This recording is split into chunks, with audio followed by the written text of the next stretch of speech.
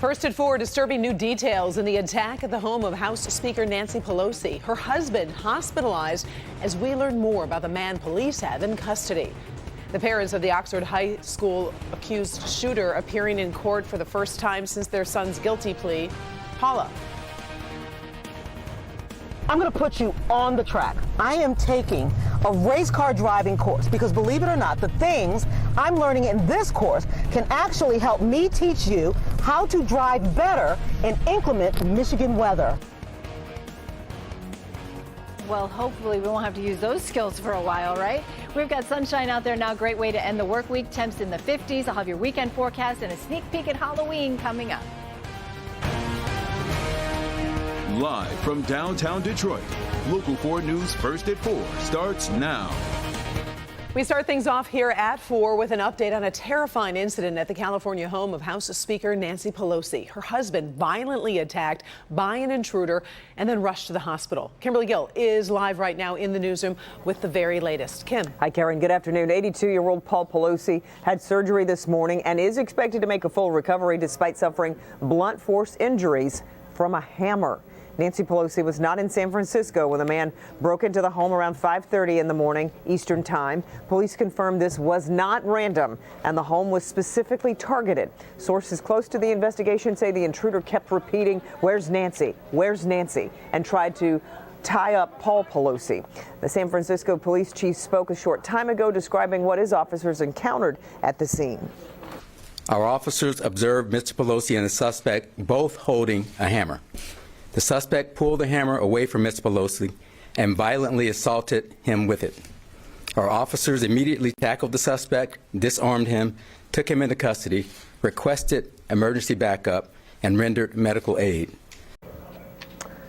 The man in custody is 42-year-old David DePepe, a woman who occasionally hired DePepe to house sit, told CNN that he seemed out of touch with reality, and she decided to cut off communication with him because she recalled him citing the Bible as a justification for doing harm. DePepe's Facebook posts have featured conspiracy theories about COVID vaccines, the 2020 election, and the January 6th attack. His page has been taken down off Facebook. The charges he's facing include attempted homicide, assault with a deadly weapon, elder abuse, and burglary. So we'll have much more on later editions of Local 4 News. Until then, Karen, we'll send it back to you. All right. Thank you, Kim. Well, the countdown is on to tomorrow's night's big clash between Michigan and Michigan State at the Big House. Let's take a live look at Michigan Stadium from our Ann Arbor Skycam. The undefeated Wolverines are ranked 4th in the country and are favored by more than 3 touchdowns. But don't tell that to the Spartans, who've won the last 2 matchups between these teams. Tomorrow night's game has a 7:30 kickoff time. We've got live reports from Ann Arbor coming up at 5 and 6 as both schools put out messages asking for their fans to behave and be safe. Those fans will be hoping for nice weather for tailgating and the game itself. Kim is taking a look at our forewarned weather. Hey, Kim.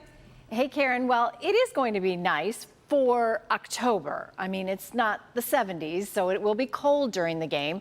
But all in all, for this time of year, it's pretty decent. 59 degrees for the tailgaters at 4 o'clock.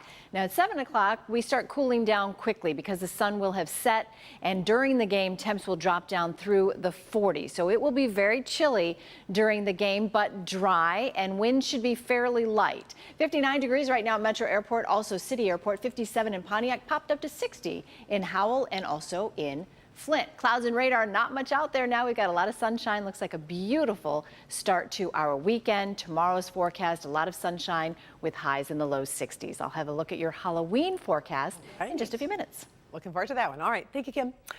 Well, a packed courtroom in Pontiac today as the parents of the Oxford school shooter appeared for a hearing on potential witnesses in their upcoming trial.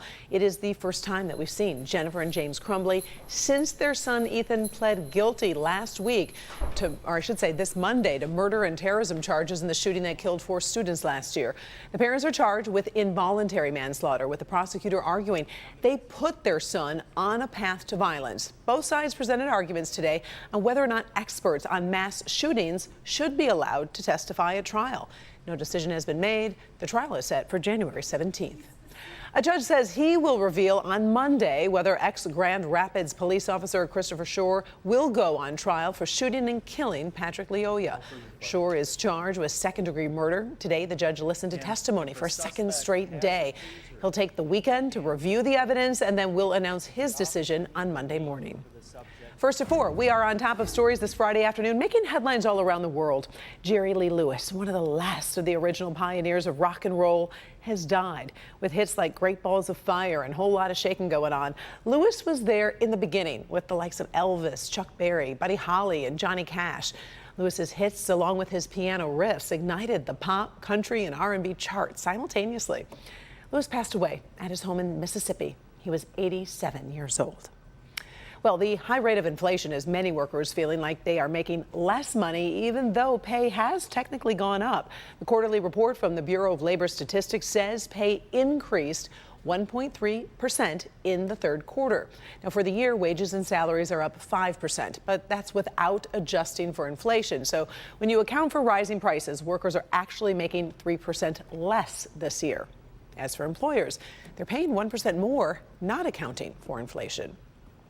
As Elon Musk settles in as the new owner of Twitter, 3 of the company's former executives are leaving with a whole lot of money. Musk, who took over Thursday, will shell out a total of $121 million in parachute payments to those who served as CEO, CFO, and chief legal officer. Musk is also buying their shares for about $65 million. So that means the total cost of firing those 3 executives, $187 million. Well, winter is coming, and that means winter driving is also on the way. And while the M1 concourse over in Pontiac is typically known for fast performance cars, Paula Tutman takes us on the track for some specialized training that can help everyday drivers prepare for driving conditions when the weather changes. So this is Mark Molson, and he is a professional driver as well as instructor. He teaches race car drivers as well as, you know, regular guys who want to be race car drivers, right? Absolutely. But what's so interesting is the things that he's teaching and the way he teaches his students to make cars go fast can actually translate to everyday driving, especially in Michigan inclement weather. Same thing, eyes up, looking ahead.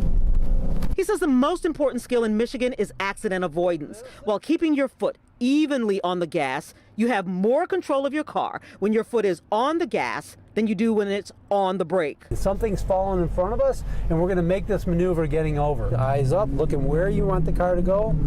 Looking where you want the car to go. All right, now stop, checking your rearview mirror when you stop. Good. All right. We're always checking our rear view mirrors just to make sure nobody's coming up too close behind us. And if somebody is coming up too close behind us, then we need to change our stop point. Correct. It's important to keep eyes up and not on the cones. That's really illustrated when he teaches me to do the slalom at high speeds. Good job. So this is the autocross court, and what Mark is teaching me is he's trying to train my brain to accept more visual information, particularly peripheral vision as well as eyes up. And the most stressful of the exercises, the skidding car. If you go into a skid, your instincts are probably to slam on the brakes. Correct. And what that does, right, by slamming on the brakes, it's going to spin it even more. Important. Steer your car in the direction of the slide. So if your car is turning left and the back end is sliding to the right, you turn to the right into the direction of that slide. As it starts to slide, you'll start to catch it by steering into the slide, and then by giving it just a little bit of gas, that's going to help transfer that weight back in the car and get that going forward, and keeping your eyes looking where you want the car to go. If you start looking where the car's sliding, it's going to keep going that way. The experience I had today is not necessarily open to the public. This was highly customized because we wanted to take advantage of Mark's expert race car driving teaching so that we can show you how those skills can translate on the roads, particularly in Michigan's inclement weather. However, I know M1 is known for having private condos for people with very, very expensive cars. But we're going to put information on our website, clickondetroit.com, because you actually, as a member of the public, can get access to their driving programs. Paula Tutman, Local 4.